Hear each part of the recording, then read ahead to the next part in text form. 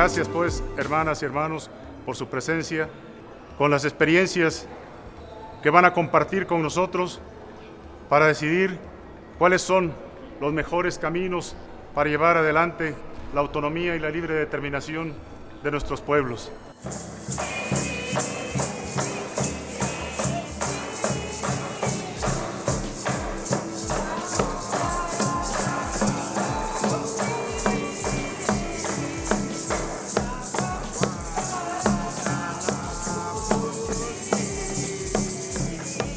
There are a lot of different types of autonomies.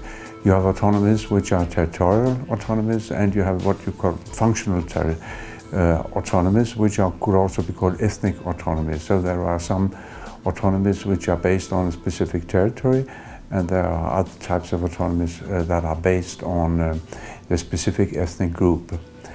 And besides that, you have types of autonomies which exist independent of the states, and you have autonomies which exist parallel with the state structure, and then you have still other types of autonomies which are part of the state structure. So this is something it's important to learn from these different types of authorities, because in some circumstances you can use one type which is impossible in other conditions, and so on. So that's an important discussion. Hemos hecho primero el autolinderamiento del territorio de la nación One Piece, el autorreconocimiento y finalmente la autoproclamación. Después de la autoproclamación y la constitución del gobierno territorial, es que notificamos al Estado en mayo del 2017, informando al Estado que existíamos antes de la constitución de la República Peruana. De los 570 municipios que integran el Estado de Oaxaca, 417 se rigen por el sistema de usos y costumbres. Es un sistema de elección comunitario 100%, donde no intervienen los partidos políticos. Esto, al paso del tiempo, nos ha dado autonomía, nos ha dado autodeterminación. Russia was one of the first countries in the world which put the principle of self-determination of peoples and nations as a state policy. It was proclaimed in 1917 after October Socialist Revolution.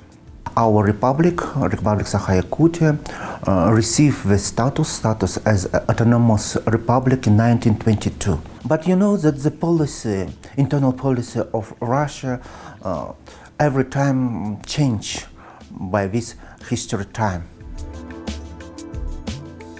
Before colonization, a community like the Maasai was self-organized, it's territorial. There are different Maasai territorial sections spread, and they know where this is our land. They have their own governance system, institution of governance. They have their own leadership, their own armies, the warriors. Greenland has a territorial autonomy, which was negotiated between Greenland and Denmark in 2 rounds. First up till the Home Rule Agreement, which was inaugurated in 1979, and then latest with the Self-Government Agreement, which is from 2009. And especially the Self-Government Agreement has given us a much more wider autonomy, and actually it includes also the right of the people of Greenland to declare ourselves independent on the basis of a referendum. So it's a very wide autonomy agreement, and it was debated and negotiated for many years. Existing autonomies in India have not worked very well.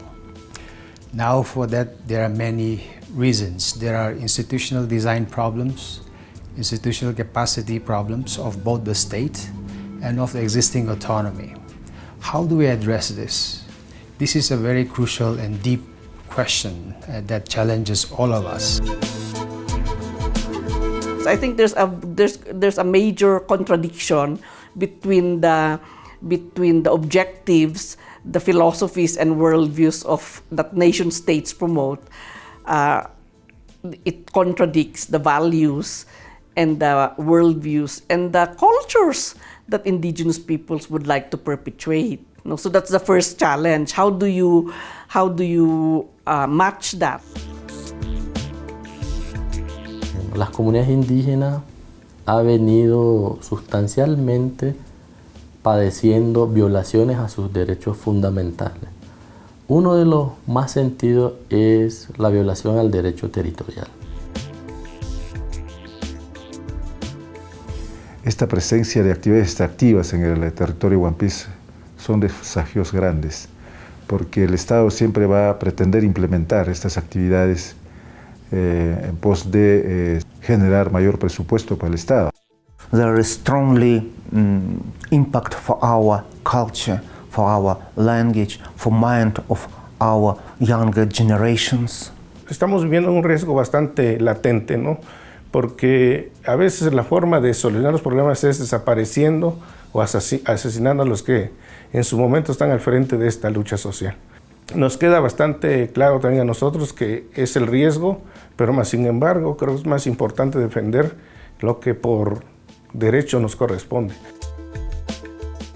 Uno de los temas que como comisión, ¿cierto?, hemos planteado, y creo que las diversas intervenciones en estos días han confirmado, es cómo avanzar en el derecho a la autonomía y la libre determinación en un contexto actual que nos parece de retroceso de los derechos.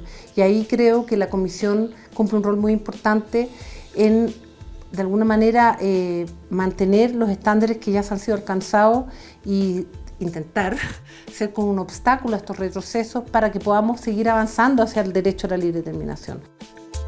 Creo que podríamos avanzar trabajando para colaborar en procesos de diálogos propositivos entre pueblos indígenas y gobiernos sobre el tema de autonomía y autogobierno. También creemos que es importante fortalecer la actuación de las instituciones nacionales de derechos humanos en esos procesos nacionales o locales de implementación de la declaración.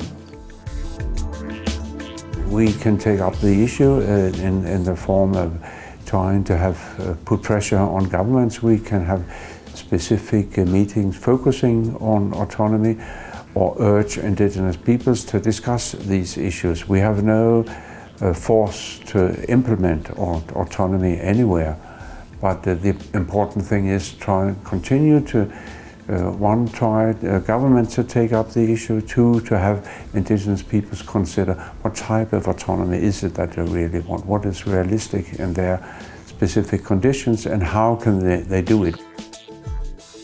I think that the seminar was excellent because it afforded indigenous peoples from diverse regions of the world to come together and talk about the substance, the content of self-determination and autonomy and self-government and what it means to their people, their communities, their nations. So it was a really important opportunity to exchange views.